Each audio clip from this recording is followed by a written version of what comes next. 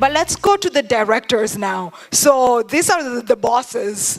You know, it's not easy to be a boss. It's not easy to be a trailblazer. How did you guys do it as Kenyan immigrants? And and can we just talk, and since we're gonna transition into like questions, Q&A in a few minutes, we're gonna talk also about like money. Since you're a trailblazer, you're responsible not only to put food on your table, but food on other people's tables and their families. That is a lot of pressure. So how did you guys even get to where you are as Kenyan immigrants in the US to be that successful, to become directors? And what do you do on a day-to-day basis? Thank you. Yeah, whoever wants to go first. If you can just, again, introduce your name and title, and yeah, all right. If you have any, yeah, or a lot. My official title at work, again, would be Dr. Kimani. But if you're not at work, Pastor Kimani works very well, because that's what I do. My initial training was in theology, and for many of you, maybe you don't know that, so here is your lesson for the day. In the old days, they would not allow you to study theology until you had a first degree in science or math and a second degree in what is to call rhetoric or literature, because they believed that theology was the queen of sciences and only the very best should study it. That's why when you guys study, most of you are discoverers, and Michael Faraday, all those guys, Bells, if you do your physics, all those guys had 2 or 3 degrees in theology. But initially, if you study, they would study science, and then they do theology. So I came from the old school where theology had to be something advanced. So when we went to school, they forced us to do things like Greek and Hebrew. So very few students would take it because it was crazy, but I took it and I loved it. And that's where I found my love for studies, for literature. So when I came to this country, every single pastor was going to more Bible school training to get more Bible school education, Bible school degrees. And I realized these things were useless because American churches are very hard to penetrate. So most of our pastors took more training, but we end up nowhere. So when I went into school, I shifted my bachelor's into education, my master's into administration with a special ed minor, and I began working in healthcare, which I liked. I did more research in until I ended up a doctoral program, same thing, going into education with a research background. Now, to piggyback onto what Kada is saying here, it's not the training that I received in theology or in special ed that allows me to do what I do. It's the discipline of studying and research that actually allows me to do what I do. I have 0 training in healthcare management. I have 0 training in medicine, but I oversee doctors and nurses and everybody else who is working in those facilities because of the one simple skill, research. I will out-research anybody. I am 3 or 4 steps ahead of anything coming, any medicine coming. I'm like, before it hits CDC, it's in Europe. I'm already in Europe. So that's the one thing that allows me to stay ahead of the curve. And you are doing that because it's a very competitive field. And for someone to actually bring you to their company and ask you to have oversight or to audit or to be a consultant, they are entrusting you with a $10, $20 million enterprise. So you better be good at what you do. So that's how I end up being in healthcare management, owning a business that does consulting and whatever you're going to call it, oversight. Again, as a pastor, all of my training has to do with outreach, has to do with reaching people, asking the right questions, finding out who you are, who has God made you to be, so that when you find that sweet spot, when you wake up at night thinking about your job, you know you're doing the right thing. When you wake up with a book about the specifics of what you're doing, you know you are right where God has placed you. And so that's the training component. The directoring work, the healthcare work, the vice president work, that's mainly politics. I mean, that's you telling people what to do because you look like you know what you are doing. And half the time, you've made the mistake like 10 years before. So before they make it, hey, don't do this, don't do this. We have an audit here, here, here, here. Change this. Bring me back the report. Right. That's it. Okay. But I'm here more to listen to you guys than anything else. So yes, having people who report to you, you are holding the responsibility of their paychecks. It does make you a little bit more careful. You look at numbers a little bit more carefully, because at the end of the month, we have things called payroll, and they have to be met. We have families who are depending on you to make sure that they are fed for the month. So yes, you do watch your numbers, and that's a fun part. As a pastor, it helps because I can pray for each of my employees and actually sometimes, bring God in through the back door when the finances are bad, and God comes and does the whole thing, and we are fine. Thank you. Yeah, Rose. Wow, how can I follow him? Yeah. You're awesome. And I think the biggest thing that I see with, every one of these people, they've made it and they're doing big. I think the basic for everybody, it's the love of God. Mm-hmm. If you plant yourself, and I didn't come here to preach, I'm not even a preacher, but if you plant yourself with God, He opens doors that no one will ever open for you. And I'm a living testimony to that. Let me tell you about me. I'm from a small village in Nyeri. It's called Mothoaine. I never thought at one point that I'll be in the US. I never dreamt about it. I have very loving parents who sacrificed. They sent me to a school in Kenya, a private school, USIU. I did a bachelor's. My dad chose IT for me. And when we went and met with the administrators, my dad asked them, what pays good? They said, there's this new thing, IT. And my dad told me, you're doing IT because it's gonna make you big money. So I went to school, and I was going to school with very, very wealthy people, children of very powerful people. And in college, and you're going to go to college, and you're going to meet people who are very wealthy, or parents are very wealthy. And the one thing that I thank God for, and please do not fall for that, is the peer pressure, that you're less, that you cannot do it. Guess what? There are people who went to school, all the school fees was paid for. USIU was pretty expensive. Their tuition was all paid for. But they never even attended classes. They would go and drink all their money. I saw some of my friends who are not as wealthy as those. And remember, that money sometimes was it was our money, because it was the government's money. I saw people fall prey to the peer pressure of going out. Guys, you will go out.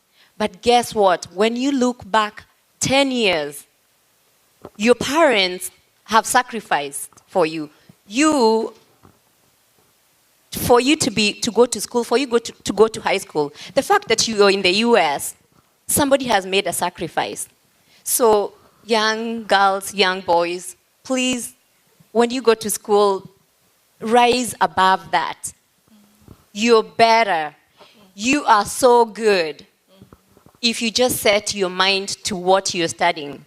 So I did my IT, I did business, and then I transferred to the US because USIU had a branch in San Diego. When I came, through the hand of God, I have had wonderful mentors. I was taken by a professor who, mentored me, and they were very supportive. I didn't have money. Everybody, do you know what my first job in the US was? I was a security guard. I used to do 2 jobs so that I can make tuition because I could not afford to fail. Some of my friends that I transferred with, they came and they did not even finish school. Well, the whole tuition had been paid for them. It's not that I'm better than they were, no. But my mantra was I could not afford to fail. I could not call my parents. I would call home and tell them, hey, I'm at work. What do you do? I'm a security guard. In Kenya, they say, oh, you're a watchman? It broke my parents' heart. But you know what? I told them, it's different. Mom, Dad, it's different. I finished school. I did my I finished my bachelor's, and I went back to school. I was an international student. I was given 1 year optional practical training, and I worked at Sony. And God continued opening doors for me. I finished 1 year, and then I had to go back to school for my master's. Otherwise, you overstay, and you know what happens. So I went back to school for my master's. IT was helping me. I was good at what I was doing. But what I found is my passion is helping others. My passion is with people. So when I went for my master's, I wanted to do something that was to do with people, helping people. So I did human resources. Every department, like my friend said, that there's an accounting department in any company, there's a human resources department. What I do with my human resources is I put a heart to everybody. I serve my company. I'm a human resources director for about 350 employees. Any employee, from the one who has the lowest job to the president that I report to, they're my customers. And the first thing that I remember is I treat them with respect, I treat them with dignity, I treat them with kindness.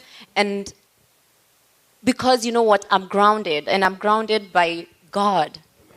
So in everything that I do, in fact, I tell myself, every day that I'm driving from home to work, we pray with my children. I take them to school. We pray, and we say they know that they're in this world to make a difference.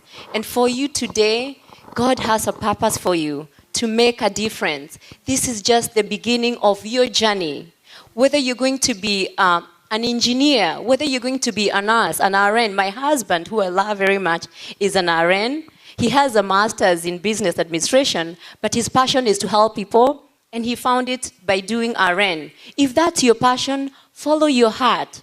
If your passion is to be a musician, if your passion is art, follow your heart and pray that that is the dream that God has for you. Mm-hmm. Because when you're passionate with what you do, God will open those doors for you.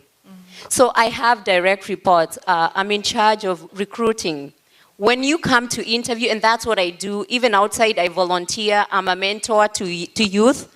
And I love mentoring because I love guiding people, because I want to give back to, nobody gave that to me, or I was fortunate when I came to this country, I got people who mentored me. I want to give back. So if that's something that you're looking for, I do that. I help people writing resumes.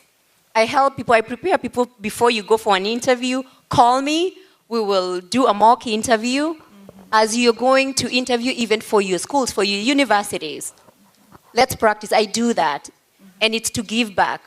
I also, I sell, or I buy clothes from people who are less fortunate in Kenya, because, like I said, the number one thing for me is to give back. And it's because they never had a chance to go to school, but they are very good at what they do. So I ship those clothes and I sell them to you here, who are in this country, because it's different, it's African, it reminds us of who we are. We are beautiful, we are passionate at what we do. And remember, we can rise above anything if you pray about it, if you put your heart to it. You can be anything that you want to be. You can be the next president, guys. Someday, you can be president. So please, don't sell yourself short. Amen. Thank you. Okay, wow. I'm like so inspired. Yeah. Go ahead and clap for that. I'm so inspired by each and every one of you. I think because of the time, I'm done with the questions. But if you just allow me to just ask this one question, because there's such when we're young, and maybe not the kids here, maybe I'm talking to the people who are not here. But when I was younger, even before we did this Let's ActKenya and all of this stuff, I never knew how much hard work I needed to do to be successful.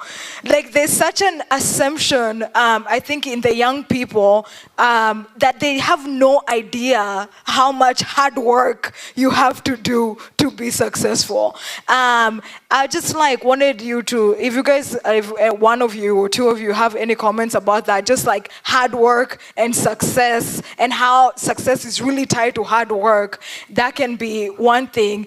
The other thing is like there's this another misconception that success is tied to money, and that's not necessarily so. I think like let's at Kenya, even if it's in its infancy, it's already successful, but we're poor. We don't have no dough, but it's successful. But maybe it's because of the message is starting. So like maybe if someone else can just comment, just one person, we don't need a whole crew, but just like one person to comment on that about like how success and money don't really necessarily go, especially if you're starting your own business like from the beginning to the end, obviously. Yeah. So there was two questions. First is just like the hard work and success. Oh, okay. Yeah. And You know, then I'll the comment. money. I'll comment on kind of. Yeah, both. but just do it briefly. Okay. 1 minute. 1 minute. So I'm even timing you guys. But you know what? There's this great saying that I like that I heard from Vince Lombardi. He said the only place that success comes before work is in the dictionary. Yeah. So think about it. So really, like in order for you to be successful in anything that you do, like even if you're, you know, if you could be like a successful, your will or your wish is to be lazy. The most laziest person on earth, right?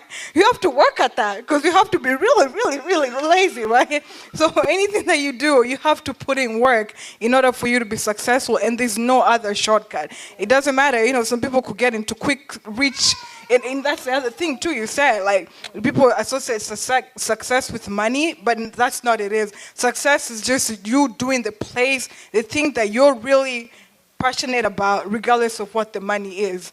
Because money, you know, people know it comes and goes. It's sometimes a reward that you get, but it doesn't really matter. Because some people have a lot of money, but they're really miserable. And some people don't have any money at all, but they're yet the happiest people on earth. So don't associate success with it. Just really single out or narrow in on what you really want to do, what you're passionate about.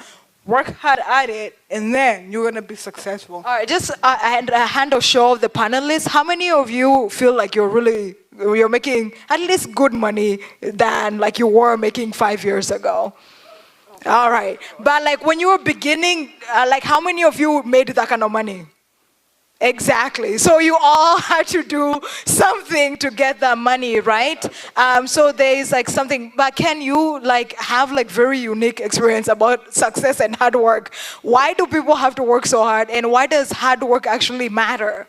Like, why do we have to get it in our minds to like we need to be in love with hard work? So hard work is in everything. Like she said, even if you want to be successful being lazy, you have to put in hard work.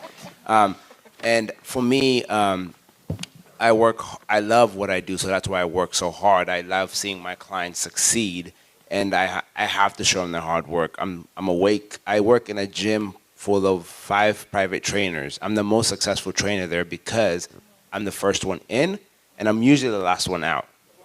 I'm in at 4 a.m., and I go, and that means that puts me waking up at 3 a.m. o'clock in the morning. Hard work. Now, I was one of the people about 2 years ago not 2 years, about 5 years ago when I said, you know, I want to take the easy way out and not go to college. And please, if you don't know, go to college still. I didn't go to college, but I advise you to go to college and just learn something. But when, sorry. No, actually, that's good advice. Learn something. No, you know. But so I was trying to dodge and go the easy way, and I thought, oh, personal training is going to be easy. But my job it is easy because I love it. But I see a lot of people who are not successful at it. And then my definition of success, I love money. It's awesome. Money is awesome, everybody. Don't deny yourself that. But my definition of success is, growing up, I never had my mom or dad there. They were both working. So when I get older and I have kids, I want to be a father who takes my kids to school and is there to put them back to sleep. I don't want to be an overworking father. That's my success. Wow. My success is having my clients reach their goal. I want to transform lives. That's what success is. I can go to bed with $1 million, but if I have clients who are not seeing results, and I'm not even seeing my kids that I brought to this world, well, I didn't, but my partner did. That's, to me, that money is nothing. I'd rather be poor like Muhammad Gandhi but giving everything that I have. That's my definition of success. Wow, that's so powerful. Okay, all right. Oh, okay, yeah, go ahead, yeah. After this, we'll go into the questions. And if you find your passion, yeah. see, the Bible says this, show me a person who is skilled in what they do, and I'll show you a person who will stand before kings. In other words, you do what you do well. Success tends to follow. It's a question of time and opportunity and experience and the grace of God. But you gotta be the guy putting in the hard work. Yeah, and I'm actually a very, and Let's Act Kenya is like a testimony of that. If my sisters knew me, they know me, so they know like 6 months ago this thing, and even Emma and Martha, when we envisioned this, we didn't see these people. We didn't even know I didn't even know some of them, right? But like, it was just an idea, and that's how you have to figure out life. You just follow your passion, you just follow the hard work, and be willing to work hard. Don't just work hard and then he fails, and then he, and all that stuff, and then you feel like just one failure is gonna destroy me for life and be all dramatic. No, get up back again, fail, get back again, fail, get back again. As Dr. Muteti said, the keynote speaker, he was like, the failure, at least this time you have something. Like when you get back, at least you know you're starting from somewhere. You know you're starting from an experience that you cannot forget. Oh, when I did this, I failed, so let me do something different.